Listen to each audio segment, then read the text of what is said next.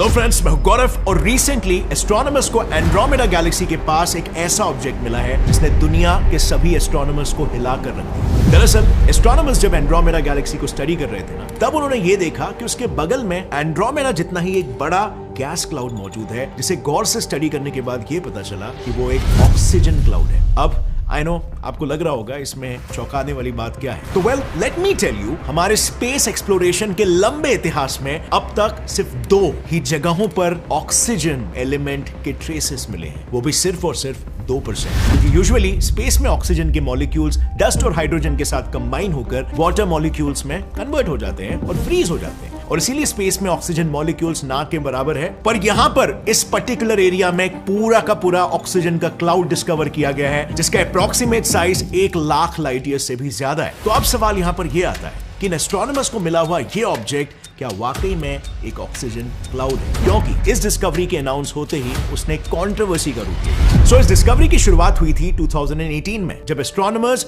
Martial ड्रेचलर, Xavier स्टॉटनर और यान senti space में मौजूद प्लैनेटरी नेब्यूला और सुपरनोवा रेमनेंट्स की तलाश कर रहे थे। इस रिसर्च में उन्हें करीब 300 से भी ज्यादा नेब्यूले को डिस्कवर करने में सफलता मिली, और ऐसे लगातार मिलते सफलता की वजह से उन्होंने सोचा कि टेक्नोलॉजी इतनी एडवांस हो गई है, नई नई टेक्निक्स ऐड हो रहे हैं, क्यों ना हम हमारे नेबरिंग गैलेक्सी एंड्रोमेडा को फिर से एक बार स्टडी करके देखें कि इस बार कोई नई डिस्कवरी हो सकती है। अब एंड्रोमेडा ही क्यों, इसके पीछे 2 रीजंस थे।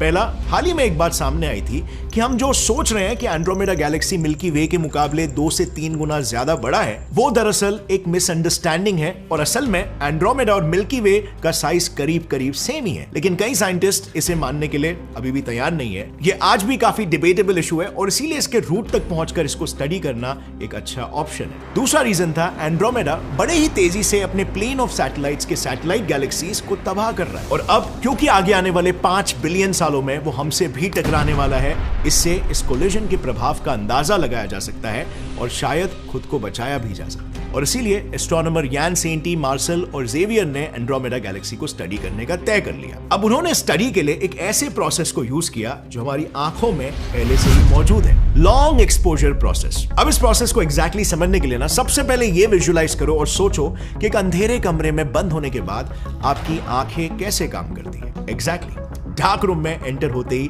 हमारा प्यूपिल वाइड होने लगता है, सो दैट हमारी आंखें ज्यादा से ज्यादा लाइट को डिटेक्ट कर पाए और उसे अपने रेटिना तक पुश करें। And what follows, after some time हमें अंधेरे कमरे में भी चीजें दिखना शुरू हो जाती है। बस ऐसा ही कुछ लॉन्ग एक्सपोजर प्रोसेस में भी होता है। जैसे कि हम ये जानते हैं कि स्पेस में चारों तरफ सिर्फ अंधेरा ही अंधेरा है, और इसीलिए इस डार्कनेस में ज्यादा लाइट कैप्चर करने के लिए उन्होंने मिल्की वे और एंड्रोमेडा के बीच एक स्पॉट चुना। उसके बाद वो अपने कैमरास और टेलीस्कोप की मदद से घंटों तक उस पर्टिकुलर स्पॉट को ऑब्जर्व करने लगे with different narrow band filters, and that's how इस कंट्रोवर्शियल ऑक्सीजन क्लाउड के डिस्कवरी का सिलसिला शुरू हुआ। इस लॉन्ग एक्सपोजर प्रोसेस के लिए ना उन्होंने 3 फिल्टर्स को यूज किया, H अल्फा, O3 और सल्फर 2, ये 3 प्रोसेसेस। अब क्योंकि हाइड्रोजन बिग बैंग के बाद बना हुआ सबसे पहला और मोस्ट एबंडेंट एलिमेंट है, इसीलिए उन्होंने इस प्रोसेस की शुरुआत H अल्फा फिल्टर से की।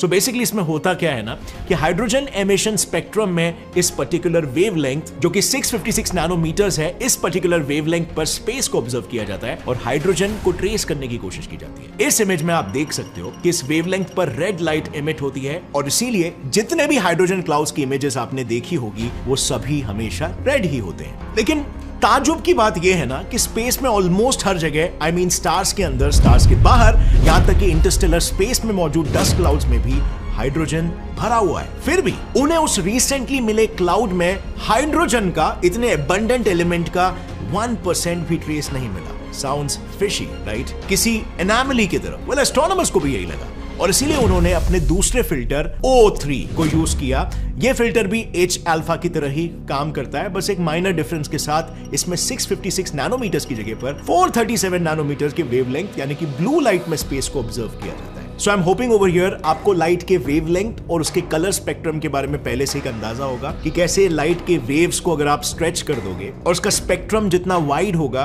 उतना वो रेड की तरफ ज्यादा बढ़ने लगता है, और जितना वो कॉन्सेंट्रेटेड होगा उतना वो रेड के अलावा दूसरे कलर स्पेक्ट्रम्स में दिखेगा। इसे साइंटिस्ट लोग रेड शिफ्ट भी कहते हैं, बट इस पर्टिकुलर केस में हम ब्लू स्पेक्ट्रम में ऑब्जर्व करने की कोशिश कर रहे हैं। सो साइंटिस्टों ने जब इस स्पेक्ट्रम से ऑब्जर्व करने की कोशिश की ना, तो उन्हें उस रीजन में एक अलग ही नजारा देखने को मिला। ऑक्सीजन से भरा हुआ एक क्लाउड। पहले तो उन्हें अपने आंखों पर विश्वास ही नहीं हुआ, क्योंकि जैसे मैंने बताया था आपको पहले भी, स्पेस में ऑक्सीजन के मॉलिक्यूल्स ना के बराबर मिलते हैं। तो एक पूरा का पूरा क्लाउड मिलना लाइट ईयर्स बड़ा, ये एक बहुत ही बड़ी एनोमली है। ऊपर से ये ऑक्सीजन का क्लाउड एक एवरेज साइज नेबुला से भी 10 गुना ज्यादा बड़ा है। I mean, how is that even possible? और इसीलिए इस शक को वंस एंड फॉर ऑल दूर करने के लिए उन्होंने इस क्लाउड पर लंबे समय के लिए नजर रखा, और इस लंबे ऑब्जर्वेशन के बाद फाइनली दे कंफर्म्ड कि यस, वो वाकई में ऑक्सीजन क्लाउड ही है। अब जैसे इस डिस्कवरी को पब्लिक किया गया, पूरे साइंटिफिक कम्युनिटी में इसे एक एरोनियस डिस्कवरी यानी इनएक्यूरेट डिस्कवरी घोषित किया गया। और वैसे बाय द वे देखा जाए तो साइंस में ऐसी कई डिस्कवरीज भी है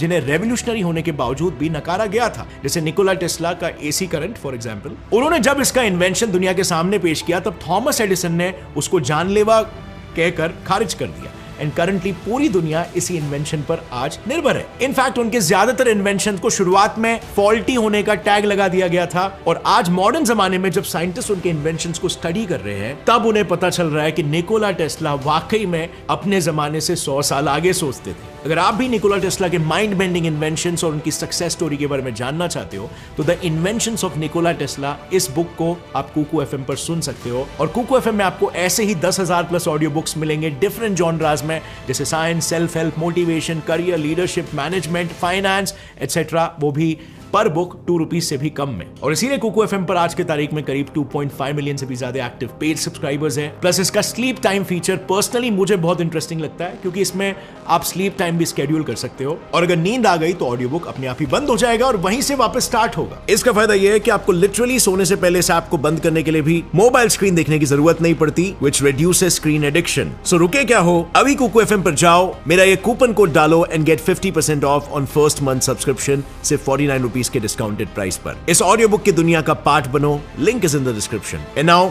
coming back to the topic, जैसे ही पूरे साइंटिफिक कम्युनिटी ने ऑक्सीजन क्लाउड की डिस्कवरी को एरोनियस घोषित किया, वैसे ही वो तीनों एस्ट्रोनॉमर्स जा पहुंचे यूएस गवर्नमेंट के पास। पर वहां पर बिना उनके रिजल्ट्स को देखे उनके इस डिस्कवरी को खारिज कर दिया गया, क्योंकि गवर्नमेंट का यह कहना था कि स्पेस में ऑक्सीजन क्लाउड मिलना नामुमकिन है, और जो भी इमेज आप एस्ट्रोनॉमर्स लेकर आए हो, या तो वो इमेज आपके टेलीस्कोप में किसी तरह के फॉल्ट की वजह से है, या फिर लाइट पोल्यूशन की वजह से, बिकॉज लाइट पोल्यूशन भी ब्लू कलर एमिट करता है। उन्हें जो नेबुला मिला था वो दिखने में इतना फेंट था कि दूसरे रिसर्चर्स ने भी लाइट पोल्यूशन की ही बात से सहमति गाई, और इस कंट्रोवर्शियल डिस्कवरी को हमेशा के लिए दफन कर दिया गया, अंटिल एक इंडिपेंडेंट एस्ट्रोनॉमर ब्रे फॉल्स की उस पर नजर पड़ी, और इसके पीछे की सारी सच्चाई जानने का जिम्मा उसने अपने सर पर ले लिया। उसने अपने रिसर्च के लिए 2 चीजों का इस्तेमाल किया। पहला, तकाहाशी रिफ्रैक्टर, जो नॉर्मल रिफ्लेक्टर्स के मुकाबले 90% ज्यादा लाइट कलेक्ट करता है, और दूसरा इंस्ट्रूमेंट था सीमोस कैमरा। बेसिकली सीमोस कैमरे की खासियत यह है कि विजिबल लाइट से लेकर एक्सरे के बीच वो सभी स्पेक्ट्रम्स में काम करता है। अगर आसान भाषा में इसके बारे में बताऊं तो सीमोस कैमरा कई सारे फोटो सेंसिटिव पिक्सल से बना हुआ होता है, और इन सभी पिक्सल्स के पास फोटो डायोड से बने ट्रांजिस्टर्स होते हैं, और photo diodes light sensitive diodes होते हैं। मतलब जैसे ये डायोड्स लाइट के कांटेक्ट में आते हैं, वो करंट प्रोड्यूस करते हैं, और फिर इसी इलेक्ट्रिकल सिग्नल को डिजिटल प्रोसेसिंग की मदद से इमेज में कन्वर्ट किया जाता है। इस सब के साथ ही ब्रे फॉल्स ने 2 ऐसी टेक्निक्स का भी इस्तेमाल किया जिनकी वजह से लाइट पोल्यूशन का शक हमेशा के लिए मिट गया। सबसे पहले उसने करीब 15 घंटों के लिए स्पेस की हर 5-10 मिनट में कई सारी इमेजेस कलेक्ट की। उसके बाद उन सभी इमेजेस का एक सॉफ्टवेयर की मदद से एवरेज निकाला गया और उनके बैकग्राउंड नॉइस को कम कर दिया गया। इस प्रोसेस को इमेज स्टैकिंग कहते हैं बाय द वे। और इसके बाद उसने कंटिन्यूम सब्ट्रैक्शन प्रोसेस के जरिए बाकी रिसर्चर्स का लाइट पोल्यूशन का शक भी दूर कर दिया। इस प्रोसेस को एकदम सिंपल भाषा में समझते हैं। इसमें उसने ब्लू लाइट और O3 फिल्टर्स को यूज करके इमेजेस तैयार किया। उसके बाद इन दोनों इमेजेस को एक दूसरे पर सुपर इंपोज करके एक्स्ट्रा ब्लू स्पॉट्स को हटाकर फाइनली इस इमेज को दुनिया के सामने पेश किया। इसमें आपको ये ब्लूइश ग्रीन स्पॉट दिखाई दे रहा होगा। बस यही हमारा ऑक्सीजन क्लाउड है, और बाकी जो भी रेड पार्ट है वो क्या है? यस, अगर आपको याद हो, हाइड्रोजन मॉलिक्यूल्स। अब इस डिस्कवरी से यूएस गवर्नमेंट और बाकी रिसर्चर्स को ये मानना पड़ा कि वो वाकई में एक ऑक्सीजन क्लाउड ही है। पर सवाल अभी भी वैसे का वैसा ही था कि ये ऑक्सीजन क्लाउड आखिर आया कहां से? वेल, इसका जवाब तो अब तक उन तीनों एस्ट्रोनॉमर्स के पास भी नहीं था जिन्होंने इसे सबसे पहले डिस्कवर किया। लेकिन जितना मैंने रिसर्च किया है उससे मुझे ऐसा लग रहा है कि इसके एक सुपरनोवा रेमनेंट होने के चांसेस काफी ज्यादा है, क्योंकि यूजुअली मैसिव स्टार्स में ग्रेविटी और उससे हो रहे न्यूक्लियर फ्यूजन की वजह से हाइड्रोजन से लेकर आयरन तक सारे एलिमेंट्स बनते हैं बिफोर द स्टार डाइज। लेकिन अगर सपोज कोई स्टार मास में कम हुआ तो उसमें कम ग्रेविटी की वजह से फ्यूजन सिर्फ तब तक कंटिन्यू रह पाएगा जब तक उसमें मौजूद सारे लोअर एलिमेंट्स ऑक्सीजन में ना कन्वर्ट हो जाए। And let me explain over here. देखो, सबसे पहले हाइड्रोजन के दो आइसोटोप्स ड्यूटेरियम और ट्रिटियम स्टार के एक्सट्रीम प्रेशर और टेम्परेचर के चलते आपस में फ्यूज हो जाते हैं और हीलियम एटम्स में तब्दील हो जाते हैं। What follows is helium burning, मतलब हीलियम एटम्स आपस में फ्यूज होकर बेरिलियम में कन्वर्ट हो जाते हैं और एनर्जी रिलीज करते हैं in the form of gamma rays. अब क्योंकि बेरिलियम नेचर में काफी अनस्टेबल होता है, वो फिर एक बार हीलियम के साथ फ्यूज होकर कार्बन में कन्वर्ट हो जाता है, जो इन टर्न हीलियम के साथ कंबाइन होकर ऑक्सीजन में कन्वर्ट हो जाता है। यानी अब आप समझ चुके होंगे कि कैसे एक लो मास स्टार वाला सुपरनोवा ऑक्सीजन क्लाउड के लिए आइडियल कैंडिडेट हो सकता है, एक्सेप्ट there's a catch। अब साइंटिस्टों के अनुसार अगर उस रीजन में कोई सुपरनोवा हुआ होता तो ये पर्टिकुलर रीजन गर्म होना चाहिए था, राइट? लेकिन जब उन्होंने रिसर्च किया तब उन्हें ये नक्की पता चला कि वो पूरा रीजन ठंडा था और वहां आसपास किसी सुपरनोवा एक्सप्लोजन के कोई भी ट्रेसेस नहीं थे। यानी कि ये ऑक्सीजन क्लाउड आया भी कहां से, ये भी अब तक एक मिस्ट्री है। और खैर, वैसे अगर स्पेस की बात करें तो स्पेस की अनगिनत मिस्ट्रीज में से ये बस सिर्फ एक है। इनफैक्ट ऐसी एक और एक मिस्ट्री है हमारे खुद के सोलर सिस्टम में भी, जिसके बारे में हम स्कूल टाइम से पढ़ते आ रहे हैं। मैं बात कर रहा हूं नेपट्यून की। अब रीसेंट डिस्कवरीज में यह सामने आया कि नेपट्यून के बारे में हम जो कुछ भी जानते थे वो दरअसल एक झूठ था। और वो कैसे? वेल, उस टॉपिक पर मैंने ऑलरेडी एक वीडियो बनाया जिसमें मैंने पूरा डिटेल में एक्सप्लेन किया कि नेपट्यून के वो क्या झूठ है और आज क्या क्या डिस्कवरी सामने आई है जो पर्दाफाश कर रही है। अगर आपको इस वीडियो से कुछ भी नया सीखने मिला, एक लाइक जरूर ठोकना। Gets it fly science channel को सब्सक्राइब करके बेल नोटिफिकेशन ऑन कर दो ताकि आगे आने वाली हमारी क्यूरियस वीडियोस आप कभी भी मिस ना करो। और फ्रेंड्स, जाने से पहले कुकू एफएम ऐप को इंस्टॉल करना मत भूलना। So use my coupon code GS50 to get 50% off on first month subscription. Link is in the description. Stay curious friends, keep learning and keep growing. Jai Hind.